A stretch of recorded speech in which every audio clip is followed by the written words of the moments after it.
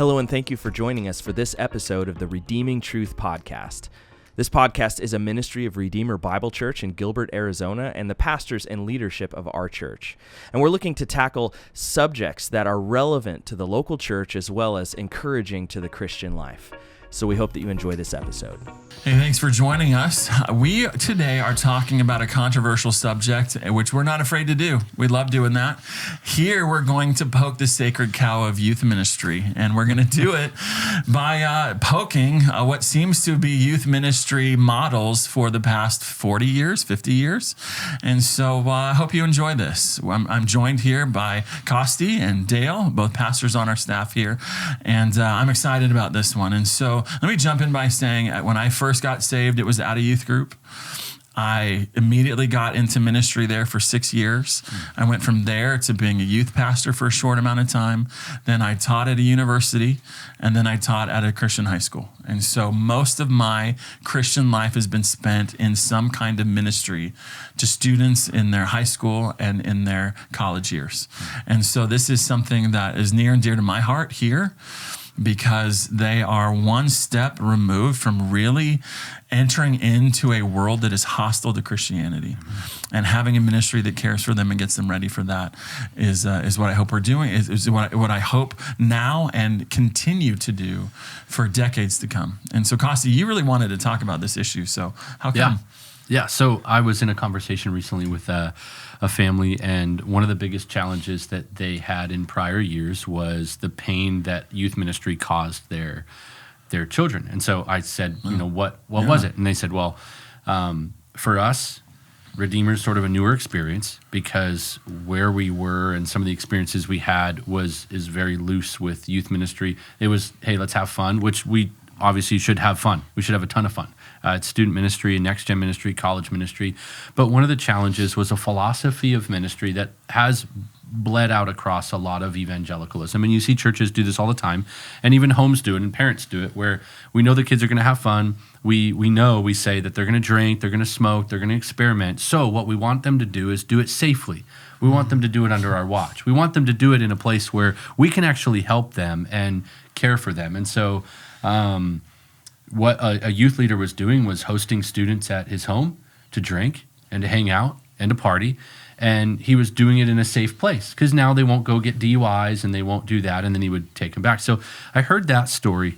And there was another story I heard where now a gal that's more later 20s, I was talking to her. The Lord's really transformed her life. And I said, hey, what was it like in your lost years? And she said, well, I grew up in church, but for so long, it was just the cool factor, having fun, doing our thing. And I honestly didn't realize I wasn't saved until one day I realized I wasn't even saved. I didn't know the gospel. I didn't know my Bible.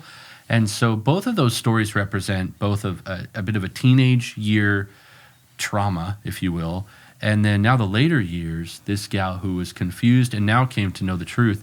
And so near and dear to my heart, I know near and dear to your guys' heart, is that at Redeemer, we have a great deal of fun and we have great relationships, but we just don't mess around when it comes to youth ministry. We're here to give them doctrine, to teach the young men to be sensible, which is where Dale and I both turned in our Bibles to in Titus 2, verse 6. They need to be sensible, clear-headed young men, and to guide godly women, because these are the future members of our church. So if you've ever wondered, what's wrong with the modern American church? Likely what happened is for about 6 to 7 years, they played, slime wall or whatever, milk chug, chubby bunny, whatever it was when I was a kid. You did lock-ins. You didn't really know what missional thing you were fundraising for. But it sort of seems like a big game to keep them coming back to church. And then we wonder why they behave that way as adults. Yeah, I remember being in youth ministry. There'd be this massive group of freshmen and this really small group of seniors that were graduating that year. And at some point you're like, what's happening? Why aren't we keeping them? And then you find out that of those small group of seniors that are there, 80% of them never come back to church. They never get involved in the life of the church. It's because they never went to church. They had their own church, which was youth church. And then youth church was always this kind of like competition or even conflict with a big church. And youth pastor is set up as this kind of like adversary for the students against their children, against their parents, you know? And so you just create this adversarial thing all in the name of being cool and reaching people for what? Ultimately is reaching people so that we could say, this is how many students came to our thing. Totally. And that the weird sort of antithetical relationship between the quote senior pastor, the lead pastor, and the youth guy. Exactly. It's made sort of into a comical joke, but it's really serious that would ever happen when you have, you know, a man who's the lead pastor of a church and driving a vision forward biblically, and then you've got this goofball sort of, you know, having a good time, causing trouble, blowing stuff up, and we sort of make it all cute and fun. But one problem, and I want to throw this at you, Dale, when churches and philosophies believe that the youth guy and the youth ministry is the primary disciple maker for their teens, and we get mad at the youth pastor or mad at the pastor because, you know, they didn't get our kid there. There's something wrong with our kid. Talk about the primary role of parents as the disciple makers, because that's something we've talked about as well as a staff, and you're the executive pastor here. We talk a lot about ministry, but is it my job to get the kids to heaven or yours, or where should we be putting the focus? Help me. Yeah, no, so I wasn't raised in the church. I didn't go to youth ministries, but I certainly have seen a few, and I've sometimes pondered, scratching my head, like, what are they doing? The primary responsibility for discipleship falls on mom and dad. And if you don't have a mom and dad, it falls on mom or falls on dad, whatever it is. And then the church can partner with those parents in our ministries in order to help them develop a game plan, because every kid is different too. Like, you know, I have multiple brothers and we were all different. So if we were in the church, you would have had to approach us in a different way as far as how you're going to disciple us. So that's the church's responsibility, to come alongside of parents and to say, hey, this is what I see in your kid. Can you affirm that? And if so, how can I help you as I'm ministering every week, as I'm teaching the scriptures, and we're in small groups? Like, what kinds of things are they struggling with? What can we help with? It's a partnership, and that's what we're trying to do here. But I think what we're doing here, and this is, you know, here we go, we're going to be accused of being fundies again. But I think what we're doing here is the right approach. It's a partnership with parents to say, how can we come along and help disciple your kids? Some of whom maybe we're not discipling, we're evangelizing. Totally. And that's a hard conversation for parents, right? I would love to kick off on that one too. Mom and dad, you know, Johnny, you know, prayed to Jesus when he was 4, but his nothing looks nothing like Jesus at this point, but they're still holding on to that. And then pastorally, how do you come alongside of those parents to help them see, like, maybe Johnny actually isn't following Christ? Because this is critical, because when it comes to youth ministry, if you've got parents that aren't committed to Christ or are negatively, they're just kind of like, we're at church every once in a while, the kids are never going to be committed to Christ. That's right.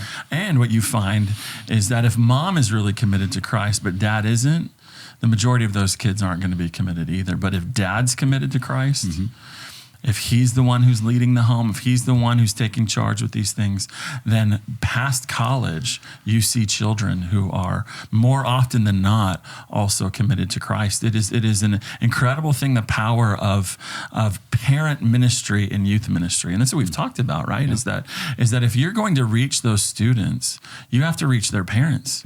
You could have the coolest thing ever going on, but if you're not thinking about how do I reach the parents, then those kids are going to determine how important church is, how important Christ is, by the actions of their parents, not their youth pastor. I see it all the time where there'll be a student who's thriving and they seem to be growing, but they have no support at home.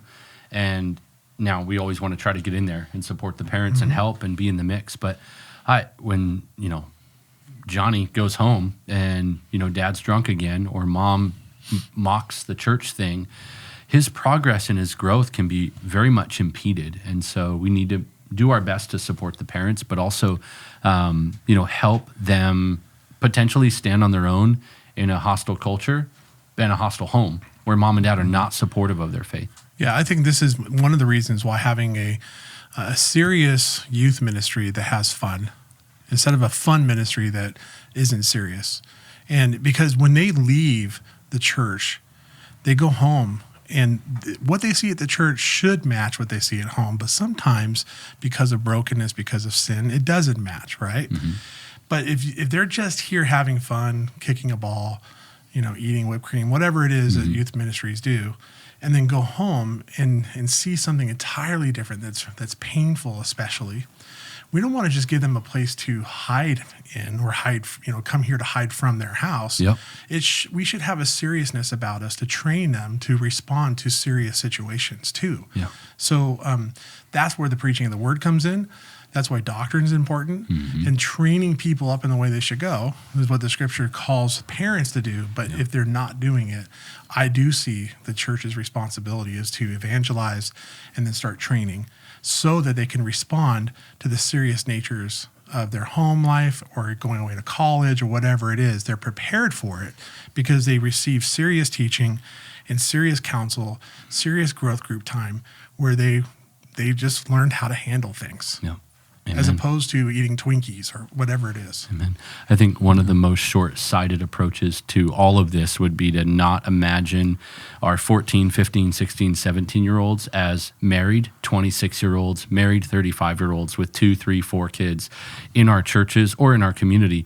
If we have that type of approach, I would never mess around with my own kids' life. I love my kids. Then why in the world would I ever mess with somebody else's kids that are 14, 15, 16 in my ministry and not think of them as 25 and 30 and married? I don't know if we talk enough about how many weddings that, you're now getting a little older. You still look young though, John. You're holding it down. Liar. But you get old. Yeah, you're just preaching too many services. You're going to look a lot older quicker than you need to.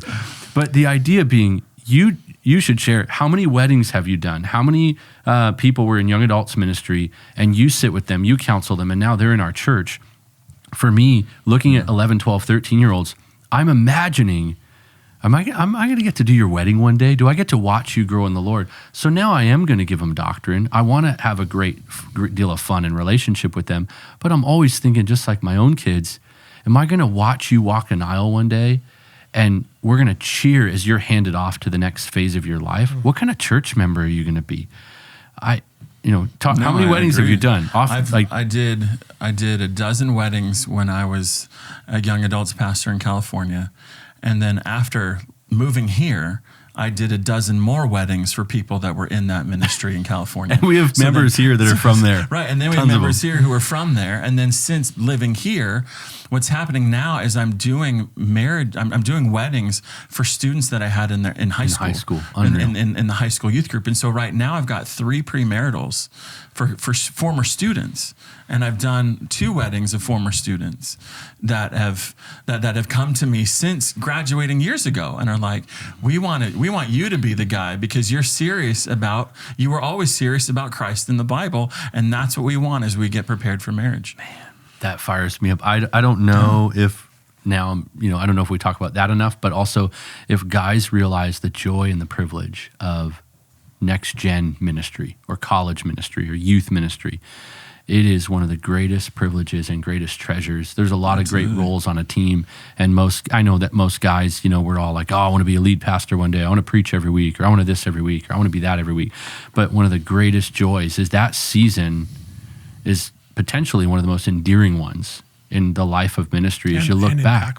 Impactful. And you get to be the old guy one day, seeing the fruit of years of faithfulness. Absolutely. When I was teaching at a high school, instead of reverse engineering from when they're married and having children, I reversed engineered from the day they walk onto ASU's campus. Wow, that's and good. Everything is against everything they've heard for their entire life. And I reverse engineered the Bible program at the school to get the kids ready for that day. When they're out of the bubble, when they're out of their homes, they're going to have to pick a new church because they're not around their church anymore. And they've got to stand on their own 2 feet where they're going to get assaulted in 2 ways. It's not just in the classroom. It's the culture of an on-campus environment. And that pincher movement on college campuses has taken out so many kids that grew up in church that it is essential. I thought, okay, I've got to prepare them for that. So I've got to preach the gospel so that they are clear, like this is the message of salvation. And then I've got to show them that the Christian worldview is actually true. Mm-hmm. It actually makes sense. And so that when there are attacks against it, they're able to stand against that. Okay, so I've got a question. So we know that this podcast, first and foremost, is for people in our own church to kind of explain why we do the things we do, how we think, and why we execute the way we do. Yeah. But let's for a second back off of that. And there's a youth pastor somewhere in mid-America right now who really is struggling with this and wants to maybe take it a little bit more serious, but isn't getting supported from the lead pastor or the elders of his church. And there's more of a history of being patronizing to youth, which I think ultimately a lot of what this is it's like a patronizing element and kind of bias that we have against youth in our culture. Speak to that guy for a second. Yeah. Like, how do you make some of these changes? Because when you got here, we were never, I don't think the former church here really had much of a youth ministry. I could be wrong on that, but there's always been a seriousness here. And so I don't think we've ever dealt with that here, but I know a lot of churches do deal with it. And so you've taken it from one place to the next. So kind of speak into that. Yeah, it was a joy to come here. I mean, the group that was already here, it was a smaller group, but they were just getting together, loving Jesus, hanging out, having fun. And, all I did was take that and give it some more direction. But if you're not getting support, I had your guys' unbridled support. If you're not getting support, here's what I would say. First, don't start getting in fights with your leaders and start telling them how you know more and this, and you saw this podcast and, Dale or Jon or that Costi Hinn guy said. Don't do any of that. We're not their elders or their leaders. What I would do, though, is just start going to the homes of parents and doing the ministry there already, because you already know that philosophically, biblically speaking, the parents are the primary disciple makers. So don't even go outside of that. Just start going to homes, visit parents, and talk with them. How can I be supporting your family's growth? How are they really doing? Are you struggling with any thoughts of depression, suicide, comparison? How's the social media use? What are some of the challenges you're facing that I can be praying for and digging in with you on? So you don't even have to go to your senior pastor, the elder board yet to tell them, we're going to change everything. Just start going to families. And I guarantee you do that enough, that ministry will speak for itself. Those parents will start saying, this guy really cares about us. Right. Hey, he's always trying to go deeper. He's asking how we're really doing. He keeps going to the heart of the issue. Oh, we never let him go, pastor. Make sure that, and the pastor will start seeing your ministry speaks for itself and you're actually just loving the people. Now, you start trying to change the philosophy of ministry, you may get kicked out. That's okay. You're being faithful. You're not trying to be a war horse. But the day you do go, hey, pastor, I know you've got some feedback from the parents. Some things have been happening that are good. We're seeing some fruit. We saw a few baptisms. It's been really fun to dig in. So what I was thinking is, what if we brought some of that more on campus and we did a parent discipleship night, or I started preaching, a little, maybe even short, but just some Bible, give them some more Bible. They keep asking these questions about the Bible now. We kind of opened up a Pandora's box. Now they want to know more. So what if we did a Q&A and, even had you out, share some of your wisdom and learn to lead from the second chair. Ask the older, wiser guy for his input instead of acting like you're this lone ranger. Those would be the steps. Again, you could get fired at any one of those. I understand that could happen, but you're going to at least get fired going through the right channels of communication, loving on families, and anywhere you end up, I would also guarantee that some of those families are going to follow you because they saw your ministry. And if, you get rolled from the elder board or the pastor for doing the right thing, the Lord is going to bless that effort. But those would be my encouragements, is just start doing it. Sometimes as younger guys or next gen guys, we do a lot of that, telling the old guys what we're going to do because we read a book or we saw a blog or whatever. We just need to go do the ministry, and then usually that will speak for itself. And who doesn't want more of that? More fruit, more happy families, more parents that are sending emails to the senior pastor going, this kid was at our house again. My kids are changing because of him. And now he'll go, oh, what else you got, kid? I'll listen to more of that. Keep our church growing healthy. So yeah, the ministry here before you got here were run by a couple guys that love the Lord and were preaching the Bible and we're doing solid ministry. And the guy before the guy that you came after, we wouldn't be sitting at this table if it wasn't for his ministry here. And so God really laid a foundation here for over a decade, that then when you came, you were able to build on that and take it farther than, and I know both of those guys, and they're both just cheering what God is doing through you here at the church. And there are students who are part of that ministry who are previous ministries who are still involved in various ministries in this church. They're leading with us now. Because of the time that those pastors poured into them. And so it was really a blessing for you coming here and building on something that was already here.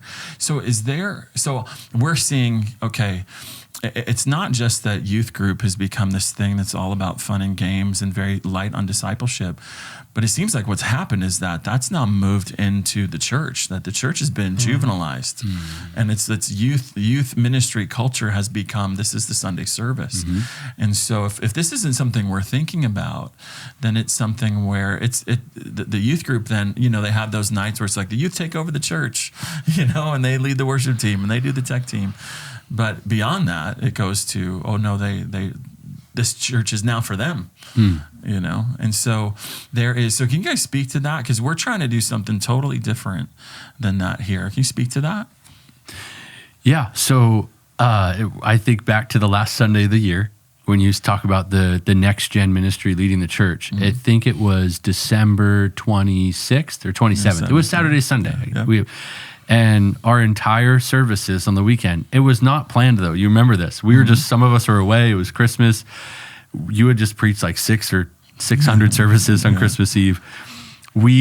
Our whole team, I can't stop smiling.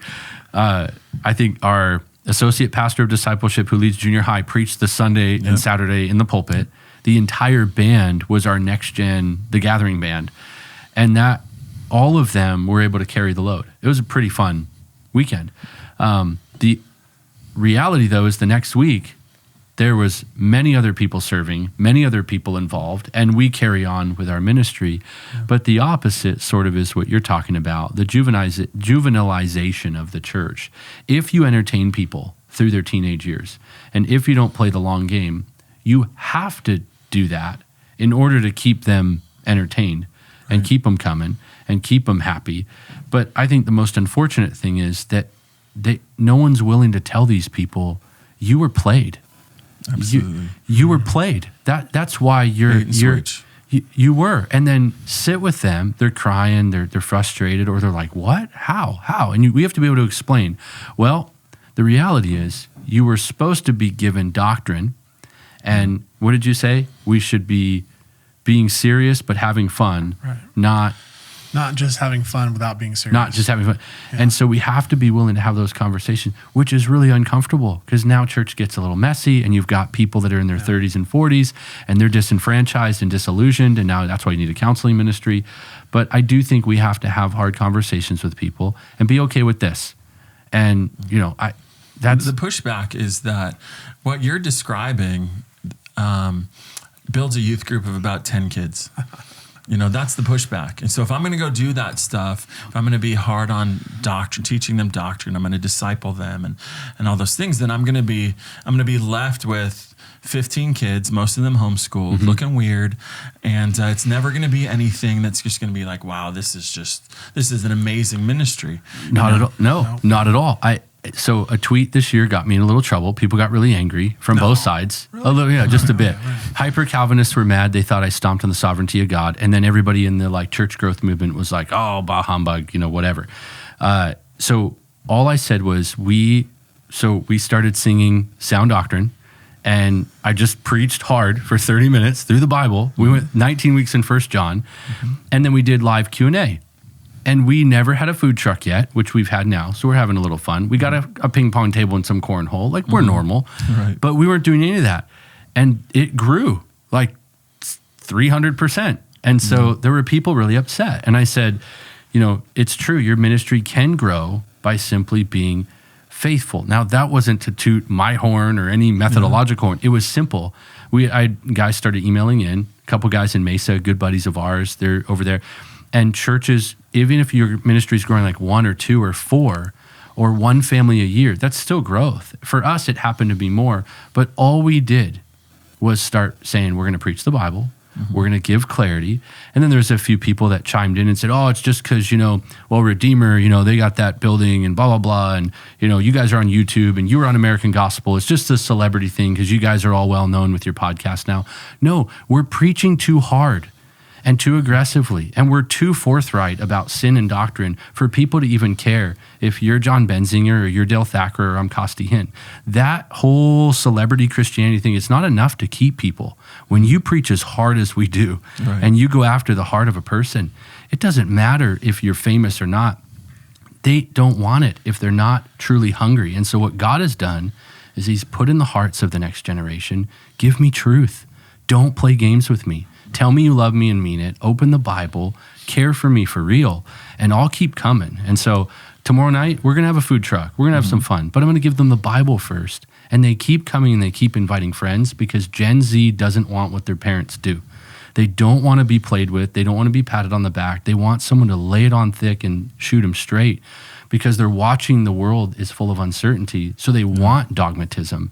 And so we just need to give them doctrine. But that would be Can you tell some stories about that? Because I think that's critical, that things have shifted. And if pastors are still thinking it's the 90s and trying to do ministry that way, they're missing the boat.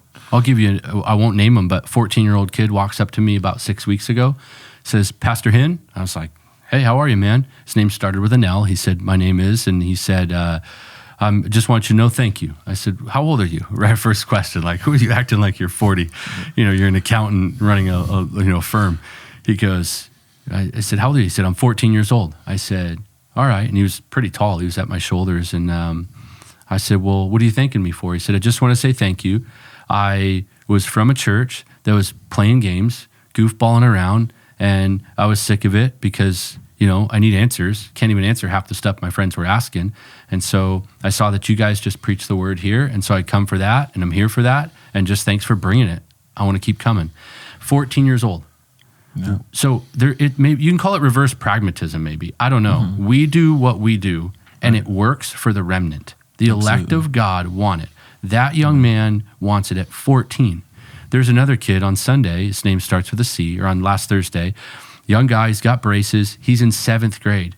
He sits there, and sometimes I'll preach, and I'll look over at him on purpose. Some people are falling asleep. This kid is smiling ear to ear, nodding at me, and he's taking notes. If I name him, you'll know him. 7th grade. It brings me to tears. He comes up after. He goes, Pastor Hinn, and they just call me Costi. Pastor Hinn shakes my hand. He said, I just want to say thank you. Thank you. Thank you for bringing it tonight. All I'm doing is preaching the Bible. It's just the text. I open, like a good preaching seminary professor will tell you, open with a clear anecdote or some context or background. I throw an illustration in or two, get right into the text, give them clear application points, which I've sort of stolen from you. They're all very verb-driven, action-driven. Recognize that you are spiritually bankrupt. Yeah. Recognize you need a savior. Just real points. And then close the thing out, be clear, and then answer their questions. And so it does work. But I can go on story after story, and we have young people driving over an hour now from Goodyear and other places. They're married. They're in their 20s. And this world is crazy. You look at the statistics. Gen Z, they are a dogmatic generation. They're dogmatic, though, either for wild liberal agendas or they want truth. And if you give it to them straight, you will find out. It's not the 90s. This is not even the 2000s with the church growth movement. Right. This is not, hey, go soft and keep them coming so we can pay the bills now. Right. This is a generation that wants preachers who are willing to get up and set themselves on fire and invite them to come watch them burn. It's a generation that, like Lawson was quoting Adrian Rogers, who I think was quoting Baxter. It's the problem with preachers nowadays is nobody wants to kill them anymore. Yeah. It's what you do on Sunday is not what you do on Sunday. Like, oh, that's the big guy's thing. Right. It is across the board, age appropriate, with clarity, but we're doing that in junior high, and the same thing, they keep coming. The guys preaching in there, they're bringing it and playing some ping pong after and loving on them with small groups and the team there. We've got great women in the ministry too that are serving and helping, and they keep coming and inviting friends because they know they're going to get told the truth. Yeah, I would. John always restates what I try to say in a better way, so listen to this because I'm going to need you to clean it up for me. I think there's an inherent arrogance in some leaders that when they look at young people, they mistake a lack of maturity, maybe physical maturity or even emotional maturity, with a lack of like desire or passion. So they don't think that young people who are still immature in some things can be passionate about learning truth. And I think that kind of wraps up kind of in a bow what we're trying to say here. Don't patronize the youth in your church. We're not going to patronize our youth. Nope. We're gonna work with the parents. We're gonna disciple the parents so they can disciple in the home, but we're also gonna give them a place to come and listen to the Bible taught for the things that they're being challenged with in their schools and the things they're being challenged with. They go to ASU or hopefully UCLA one day. We'll see. But the arrogance of mature people, I think, drives this a lot. So there's some repentance that's necessary for some of us gray hairs and some of us soon to be gray hairs in what we think about the youth. I think we patronize them and we also limit them, and we say, well, let's just entertain them instead. But that, like we've already said, that has ramifications, because the next, in 10 years, they're going to show up to church wanting to be entertained if they even come back to church. Yeah, the world is not going to patronize them. Amen. No. False teachers are not going to patronize them. And for some reason, we think we've got a different approach that's actually really going to reach them. No, it's what the word tells us to do. When it says preach the word, that's to everybody. Amen. That's not just to this segment of people. Amen. And so it is saying, what does the Bible tell me to do as a pastor? And I'm going to do that. You know, like God, we are sheep. We're called sheep for a reason. And God in his grace gave us this book that said, here, I'm going to tell you everything you need to do. The exam, like you've got all the questions for the exam when you stand before me are right here. And so go do it, whether that's 55 and over, whether that's men's, women's, youth, kids, whatever it is.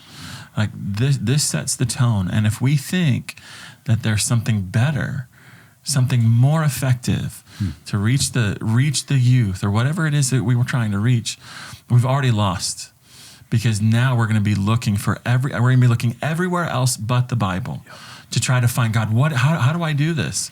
You're asking the wrong questions if you're not going to the scriptures for those answers. And so thank you guys. I think this was a really helpful conversation. Is there anything you want to conclude with? Nope. We're good. Thankful. All Thankful. right. Thanks for being here. See you next time. Hey, thanks for watching this episode of the Redeeming Truth podcast. We would encourage you to hit subscribe, hit that little notification bell on YouTube, find us on Instagram, on Facebook, on Twitter, and follow us for future episode releases. And we hope you've been encouraged by what you've heard.